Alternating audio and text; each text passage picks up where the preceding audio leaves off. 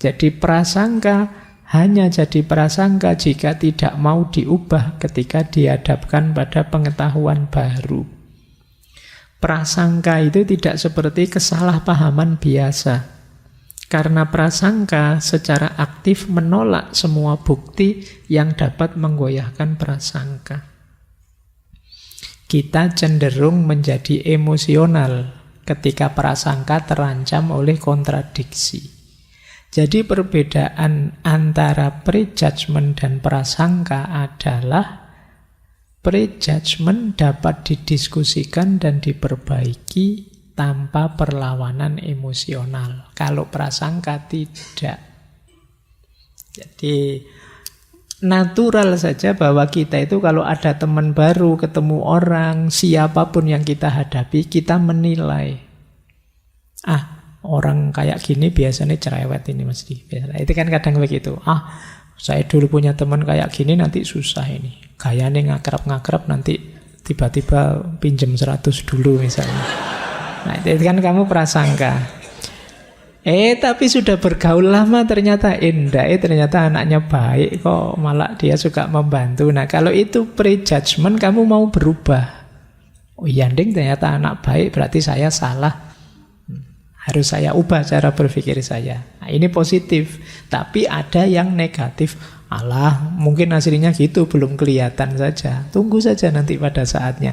Ini namanya prasangka. Jadi ini bedakan dua ini ya, antara prejudgment dan prasangka. Hari ini di medsos banyak jenisnya prasangka itu. Sudah kelihatan faktanya tapi masih bantah. Karena ingin berprasangka buruk terus pada orang yang dia benci. Nah, saya lanjutkan sekarang. Kenapa orang kok bisa berprasangka? Kayak tadi kamu deket orang rambutnya gondrong, curiga. Deket orang punya tato, curiga. Deket orang anggota kelompok ini, takut. Deket orang ini kan prasangka-prasangka. Kok bisa lahir yang seperti itu? Ada beberapa sebabnya.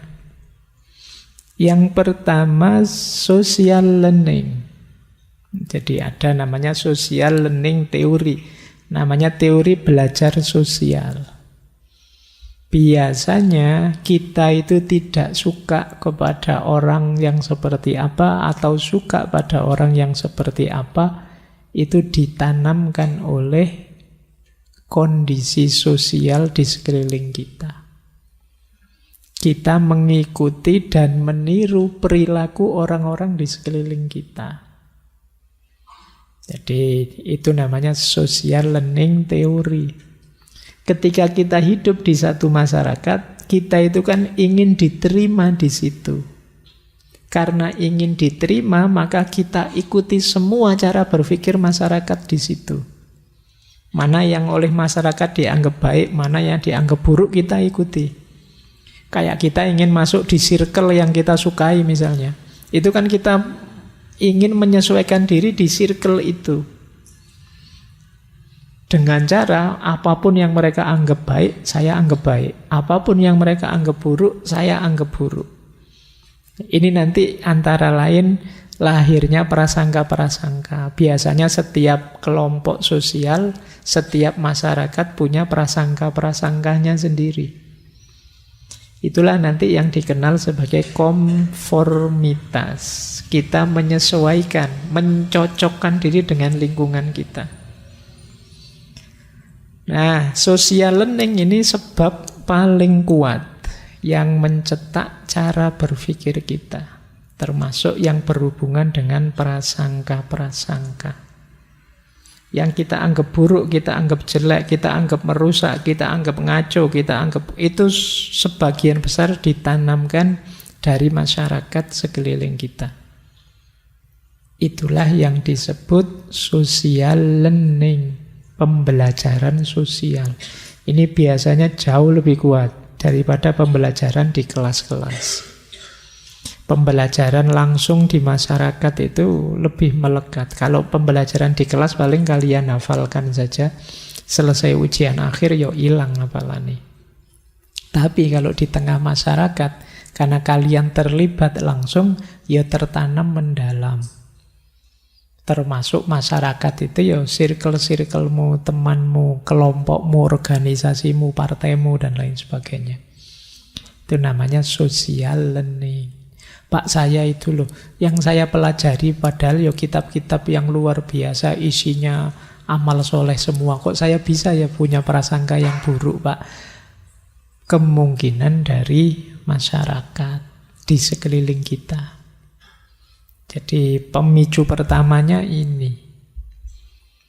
Baik. Nah, itu ada quote menarik dari Charles Swindoll. Kata beliau, prasangka itu adalah sifat yang learned, kita pelajari. Jadi dia tidak otomatis ada. You are not born prejudice, you are taught it. Jadi engkau tidak sejak lahir sudah punya prasangka yang kau diajari oleh masyarakatmu. Jadi ini penting bagi kita juga, berarti makanya orang Jawa itu sering wanti-wanti ayo tetap eling lan waspada. Karena sekeliling kita bisa saja nuntun ke arah yang keliru, ke arah yang salah. Baik, ini sebab yang pertama, pembelajaran sosial. Maka kita harus waspada dengan kondisi sosial. Pembelajaran kedua, sebab kedua yang melahirkan prasangka adalah, ini sebenarnya lanjutannya, namanya stereotype. Stereotype itu cara kita memandang sesuatu dengan cara mengeneralisasi afiliasi-afiliasi dari sesuatu itu.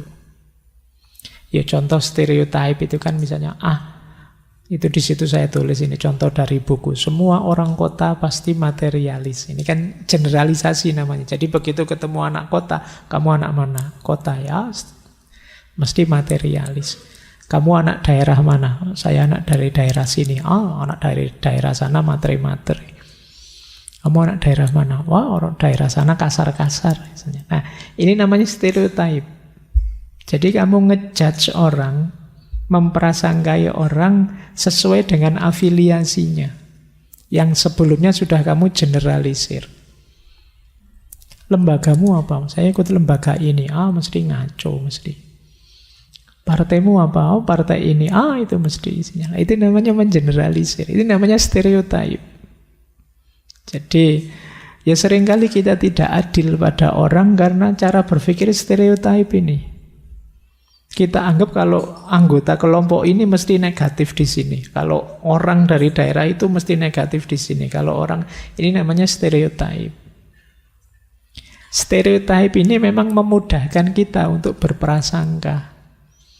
Stereotype itu kan dasarnya biasanya begitu. Saya niteni begitu. Tapi kalau tidak hati-hati kita jatuhnya tidak adil. Kita menzolimi orang. Jadi stereotype memudahkan kita untuk memberi kategori, memberi nilai. Tapi itu tadi karena melakukan generalisasi, akhirnya mungkin orang baik pun kita anggap jelek sesuai afiliasinya. Mungkin misalnya ada contoh, banyak kalangan di barat nganggap Islam itu teroris.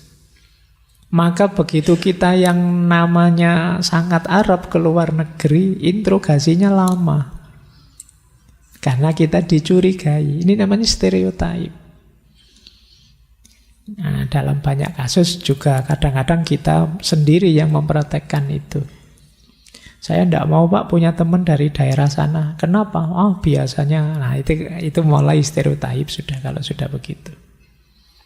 Stereotype bisa jadi sumbernya prasangka. Maka kita harus hati-hati.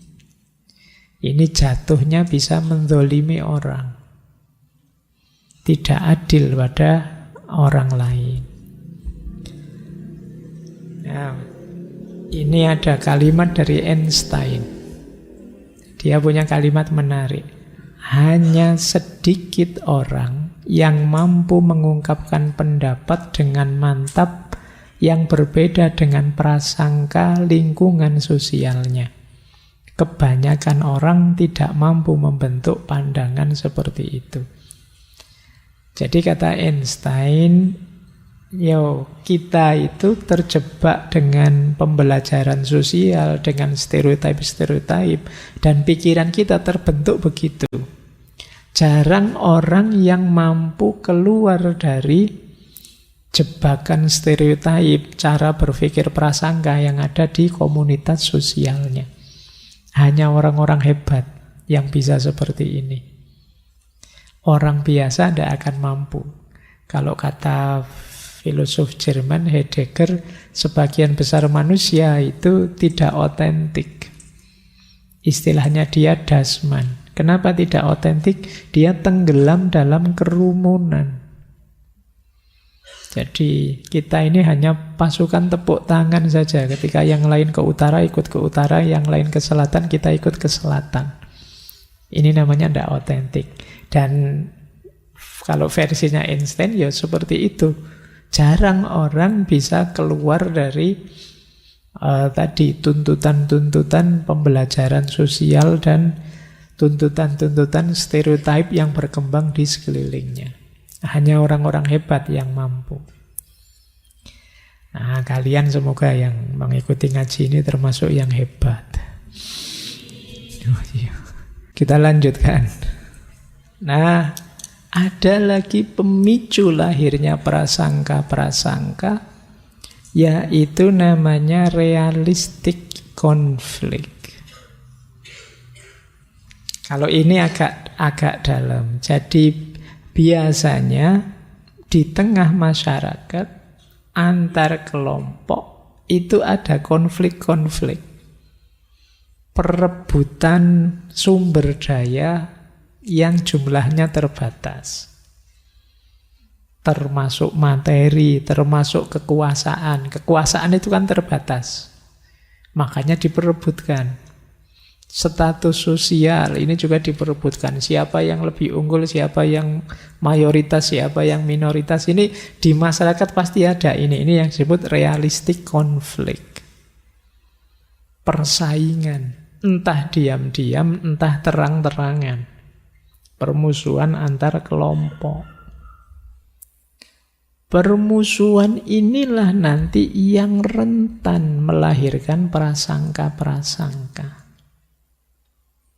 Itu yang disebut realistic conflict theory. Orang itu kalau musuhan kadang-kadang kalap, bikin-bikin cerita palsu, perspektifnya negatif terus. Pokoknya musuhku harus ketahuan jeleknya. Tadi ada tajasus, tadi mencari-cari jeleknya. Apalagi sekarang orang menyebutnya era post-truth, ketika kebenaran itu tidak sekedar mana fakta, mana logis, tidak logis, tapi mana kepentingan kita, mana yang keinginan kita, itu yang kita nomor satukan. Jadi pemicu yang ketiga, realistic conflict theory. Konflik konkret di tengah masyarakat yang di situ bisa melahirkan prasangka-prasangka. Untuk musuh kita, sebanyak mungkin kita buat prasangka. Ini pemicu yang ketiga. Pemicu yang keempat, lahirnya prasangka. Berpikir kategoris. Berpikir kategoris itu, kita itu biasanya untuk memudahkan berpikir selalu membuat kategori-kategori. Ya, ini orang baik, ini orang tidak baik. Ini mahasiswa rajin, kalau itu mahasiswa tidak rajin. Kita selalu begitu, melihat apapun itu kita kategorikan. Ini teman saya ini kalem, kalau ini agak brutal ini. Kalau ini kita kan mengkategori-kategori teman kita sendiri. Dan itu kalau kata Alport tadi itu wajar. Nah, kategori-kategori ini yang nanti justru sering jadi sumbernya prasangka. Jadi Karena di kepala kita sudah banyak kategori, melihat apa saja kita gunakan kategori ini. Oh, itu mahasiswa yang kutu buku, kalau ini mahasiswa organisasi, aktivis. Itu kan kita kategori. Dan kita paksakan kategori itu ketika melihat seseorang, atau tadi misalnya mahasiswa, yo kita maksa mahasiswa ini kalau tidak kutu buku, yo aktivis, dua itu. Jadi sulit ada mahasiswa sekaligus aktivis, sekaligus kutu buku, itu mungkin tidak masuk standar. Kita punyanya standar itu dua. Nah ini yang sering. Atau kita pakai kategori, dulu ada antropolog itu yang meneliti Islam di Jawa itu ada kelompok santri, priayi, ada abangan misalnya. Nah, ini kan kita selalu memaksakan kategori ini jatuhnya bisa prasangka. Kalau kalian yang ngaji filsafat ini masuk santri apa abangan? Apa priayi? Itu kan ya nggak gampang-gampang, nggak mudah-mudah kita masuk ke kategori-kategori yang kita bikin. Tapi biasanya ya sesuai standar yang kita miliki, siapapun masuk, kita masukkan di kategori kita. Itulah kemudian yang memicu lahirnya prasangka-prasangka. Jadi otak kita itu kan bekerja terus melihat apa saja di kategori. Masjid ini ya kategorinya bukan masjid yang apa, tapi masjid yang apa. Karena kita selalu begitu. Nonton sandali temenmu, wah ini sandal mewah tapi KW. KW pun ini KW yang berapa. Itu kita selalu bikin kategori-kategori. Inilah nanti yang melahirkan prasangka. Kaya, miskin, lurus, sesat. Kemudian kita itu. Baik, berpikir kategoris jadi sumbernya prasangka. Ada lagi sumbernya prasangka, yaitu self-serving bias.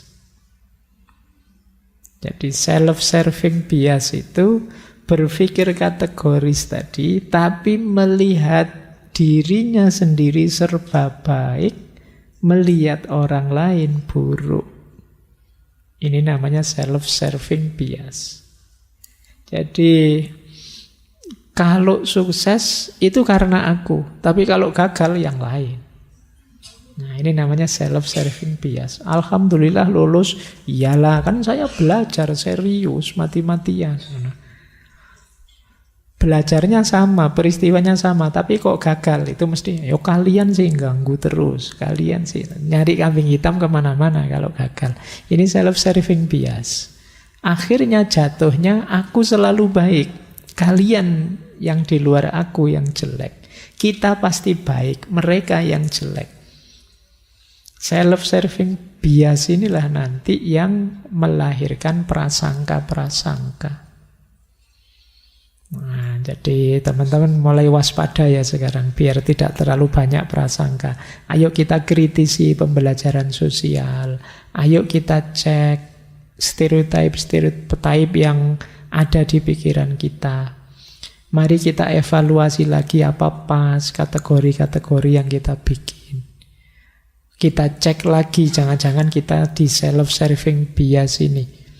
Kalau gagal, yang dicari kambing hitam. Kalau sukses, sombongnya luar biasa.